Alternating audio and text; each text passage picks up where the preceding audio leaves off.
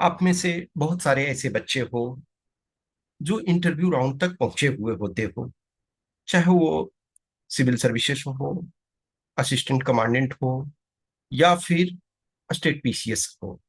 जो भी बच्चा इंटरव्यू राउंड तक पहुंच जाता है, ये मान करके चलना चाहिए कि हम बहुत अच्छे कंडीशन में हैं। सुनर और लेटर हमारा सिलेक्शन होगा। एक्सेप्शन छोड़ दिया जाए। अब बात कभी कभी ऐसे हो जाते हैं कि आप वहां तक पहुंचने के बाद नहीं हो पाता, वो एक्सेप्शन होते हैं। लेकिन जितने भी कैंडिडेट्स, चाहे आप असिस्टेंट कमांडेंट के इंटरव्यू राउंड तक पहुंचे, सिविल सर्विसेज के पहुंचे, या स्टेट पीसीएस के, उनका सिलेक्शन हर हाल में होता है। बीच बीच में बहुत सारे बच्चे हमको मैसेज करते रहते हैं। जैसे अभी हाल में सपोज बीपीएससी का एग्जाम का रिजल्ट आया, जो 70th का था। ठीक है, उसमें से कुछ बच्चे सेलेक्ट हुए। वो बच्चे असिस्टेंट कमांडेंट में सेलेक्ट नहीं हुए थे, फिर इसमें हो गए सेलेक्ट। अभी एक बच्चे की मैं बात बता रहा हूँ। वो उसके अभी हाल में 2 जॉब्स, यानी कि इस महीने में, जून मंथ में 2 जॉब्स यानी 2 ऑफिसर्स के जॉब मिल गए। वो बच्चा 23 में इंटरव्यू राउंड तक सीएपीएफ में पहुंचा। उसका वो लास्ट अटेम्प्ट था। Unfortunately he could not make it. उसके बेस पे उसको और भी इंटरव्यू का, डीएफओ का मौका मिला। अनफॉर्चुनेटली उसमें भी उसका सिलेक्शन ना हो पाया। लेकिन कंटिन्यू वर्क कर रहा है। वर्क कर रहा था, अभी भी कर रहा है। ऐसा नहीं है कि वो जर्नी उसकी फिनिश हो गई। फिर अभी कुछ दिन पहले, ठीक है, वो बोला कि सर फर्स्ट जॉब मिल गया, अभी तक ऑफिसर का ही।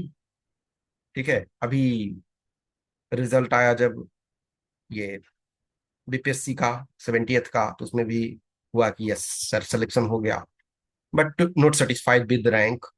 देखो, सिलेक्शन हो जाना और सेटिस्फाई हो जाना वो डिफरेंट चीजें हैं। आपको कंटिन्यूअस, तो मैंने बोला ठीक है, एटलीस्ट प्रैक्टिस करते रहो। एक और बच्चा का अभी बता रहा हूँ कि अभी यानी कि मे लास्ट वीक में उसने मैसेज किया कि सर बहुत दिन से स्ट्रगल कर रहा था। अनफॉर्चुनेटली असिस्टेंट कमांडेंट में नहीं हो पाया। 2 टाइम्स रिटर्न क्वालिफाई किया, बट बोथ टाइम फिजिकल में बाहर हो गया। मुझे बहुत उस बात का दुख हुआ कि फिजिकल में आप बाहर हो जा रहे हो, और वो भी 2 टाइम। तो एक बहुत बड़ा मेरे लिए भी सेटबैक था, और उस कैंडिडेट के लिए तो ऑब्वियसली होगा। बट हाल में मैसेज किया कि सर फाइनली कुछ पॉजिटिव आ गया है, मुझे जॉब मिल गया है अपने स्टेट पीसीएस के थ्रू। एज ए एक जॉब मिल गया। तो ठीक है, ऐसे बहुत सारे बच्चे होते हैं, सो मेनी बच्चे हैं। कुछ जगह दूसरी जगह सेलेक्ट हो जाते हैं, कुछ ऐसे होते हैं जो आपका डिजायर होता है वहां तक नहीं पहुंच पाते हो। सपोज असिस्टेंट कमांडेंट लेवल 10 का जॉब है, लेकिन किसी को पता चला कि लेवल 6 का जॉब मिल गया। तो ये देखा जाए, लेवल 10 और लेवल 6 में तो अंतर है ना। वो सेटिस्फैक्शन नहीं है, लेकिन फिर भी एक आपको सहारा मिला। कंटिन्यू फिर आप लगे रहोगे, थोड़ा एक्स्ट्रा पुश करोगे, तो और भी आगे बढ़ोगे। तो एक ये लाइफ एक जर्नी है, उसमें आप कंटिन्यूअसली आगे बढ़ते रहते हो। कुछ बाधाएं आती है, कुछ चीजें ऐसी होती है जो हमारे कंट्रोल में होती है, और कुछ चीजें ऐसी होती है जो हमारे कंट्रोल में नहीं होती है। जो चीजें हमारे कंट्रोल में नहीं है, उस पे तो हम कुछ नहीं कर सकते हैं। एवरी एग्जाम, चाहे वो जो भी हो, कोई ना कोई तो कैंडिडेट्स, और बहुत सारे ऐसे कैंडिडेट्स होंगे, जो कोई होगा 1 नंबर से मिस करेगा, कोई 2 नंबर से, 3 नंबर से, 5 नंबर से, 10 नंबर से। यदि आपका, मान के चलो कि बीपीएससी का एग्जाम था, तो 1020 मार्क्स का है, जिसपे मेरिट लिस्ट बन रहा है।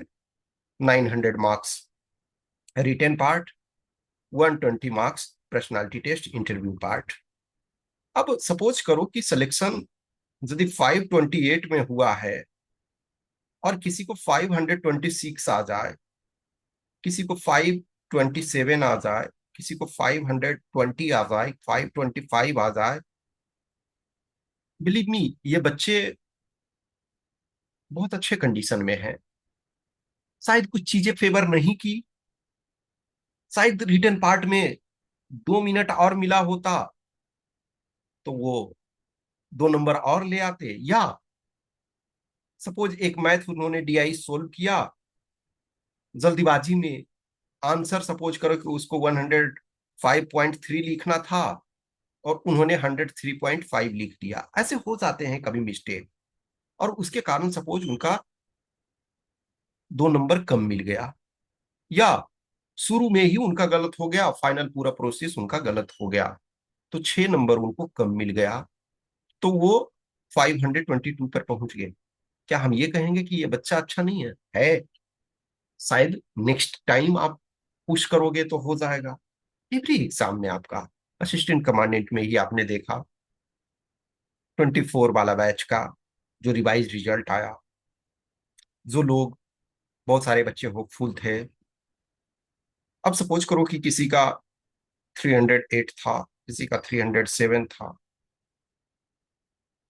आप, पता चला कि किसी का नहीं हो रहा है और किसी का 1 नंबर एक्स्ट्रा है, और सेम नंबर में किसी का एज थोड़ा ज्यादा है तो उनका हो गया, एज कम है तो नहीं हुआ। छोटे छोटे चीजें हमारी चलती रहती है। तो कभी भी ये मत समझना कि हमारे 2 नंबर कम आए हैं तो मैं अच्छा नहीं हूं, इस बात का। वंस आप इंटरव्यू राउंड तक पहुंचे हो तो आप में बहुत अच्छा टैलेंट है, आप स्किल आप में है। थोड़ा सा पुश करो। जब कभी आपका दुख तब होता है कि किसी एग्जाम में लास्ट अटेम्प्ट है और वो नहीं होता है, तो आपके पास दूसरे एग्जाम भी हैं। जब इतने कंपटीशन है, सोचो जब आप जिस भी एग्जाम में जो प्रीमियम एग्जाम का प्रिपरेशन करते हो, प्रीमियर एग्जाम का प्रिपरेशन करते हो, बेस्ट एग्जाम का प्रिपरेशन करते हो, जिसमें बेस्ट जॉब आपको मिल रहा है, group A gazetted officer, group B gazetted officer, तो उसमें कंपटीशन बहुत ज्यादा है। देखो, मैं किसी भी जॉब को कम करके नहीं देख रहा हूँ, लेकिन मैं जो इस जर्नी में जुड़ा हुआ हूँ, मैं भी जब से भी जुड़ा हुआ हूँ, एटलीस्ट 2017 बैच से असिस्टेंट कमांडेंट के लिए गाइड कर रहा हूँ, तो नेक्स्ट ईयर 10 इयर्स हो जाएंगे। तो मैं मैक्सिमम जो प्रिपरेशन करवा रहा हूँ या पर्सनल रूप से भी जो जुड़े होते हैं, वो सारे के सारे ऑफिसर लेवल के लिए प्रिपरेशन करवा रहा हूँ। लेकिन उसमें से कुछ ऐसे बच्चे होते हैं ऑफिसर नहीं बन पाते हैं, कुछ को लोअर लेवल में हो जाता है, तो मैंने उसका उनको प्रिपरेशन नहीं करवाया, लेकिन फिर भी मिलता है तो बताते हैं सर ठीक है, अनफॉर्चुनेटली मैं जो बनना चाहता था नहीं बना, एक लोअर लेवल का जॉब मिल गया। तो मैं बोलता हूँ नहीं, देखो डियर, आपने मेहनत किया, आप वहां तक पहुंचे, पुश करते रहो, रुक मत जाओ। तो मैं for example group A gazetted officer, group B के लिए प्रिपरेशन करवा रहा हूँ, तो लिमिटेड बच्चे इसमें होते हैं। कुछ जॉब ऐसे होते हैं जैसे फॉर एग्जांपल लो, प्राइमरी के टीचर या इन जनरल टीचर, उनके बल्क में वैकेंसी आते हैं। जैसे लास्ट 3-4 ईयर्स में, 3 इयर्स पार्टिकुलरली लो, बिहार में सपोज 2 लाख वैकेंसी टीचर के थे। तो कहाँ 2 लाख, और कहाँ जो अच्छे क्रीम जॉब में तो हर एग्जाम में किसी में 300 पोस्ट आया, किसी में 500 आया, किसी में 1000 आया, और किसी में 2000। ये बहुत अच्छा माना जाता। तो किसी में 100, 200, 300, 400, 500, 1000, 2000, और कहीं देखो 50,000। तो 50,000 वाले में तो ऑब्वियसली है कम, यहाँ कैंडिडेट्स भी ज्यादा रहेंगे, लेकिन फिर भी ज्यादा स्कोप तो होगा। लेकिन जहां 300 होगा, 500 होगा, वहां बहुत कंपटीशन टफ है। लेकिन जब आप लगे हुए रहोगे, अभी जैसे मैंने एक बच्चे का बताया कि इस मंथ में ही उनका 2 जॉब मिला, ठीक है, वो उसका मंजिल अभी नहीं है, अभी वो आगे और जाएगा।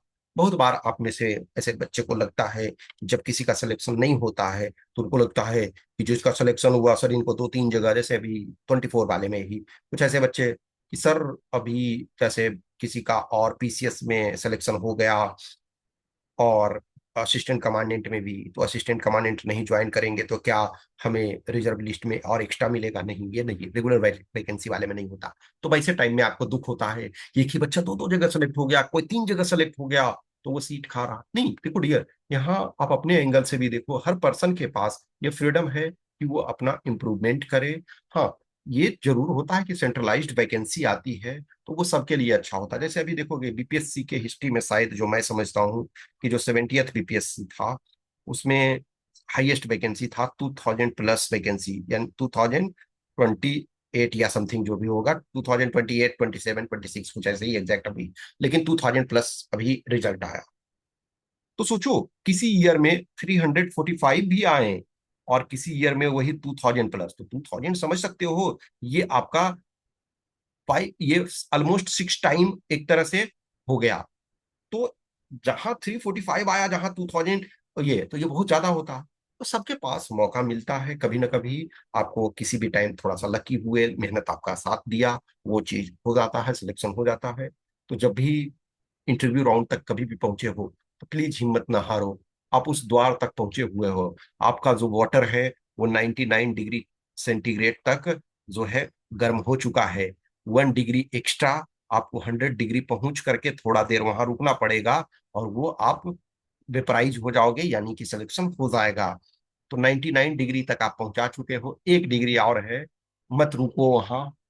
ठीक है, शायद आप में से कुछ मेरे से एग्री नहीं होंगे कि क्या कर रहा नहीं कर रहा, क्या बता रहा, बेवकूफी। नहीं डियर, मैं थोड़ा सा कभी होता है कि पुश करने पे एक ही स्टूडेंट को ये फायदा होगा, दो को होगा, पांच को होगा, 10 को होगा, 20 को होगा, जो भी आप समझ पाए इसको, मेरे लिए ये सबसे बड़ी चीज है।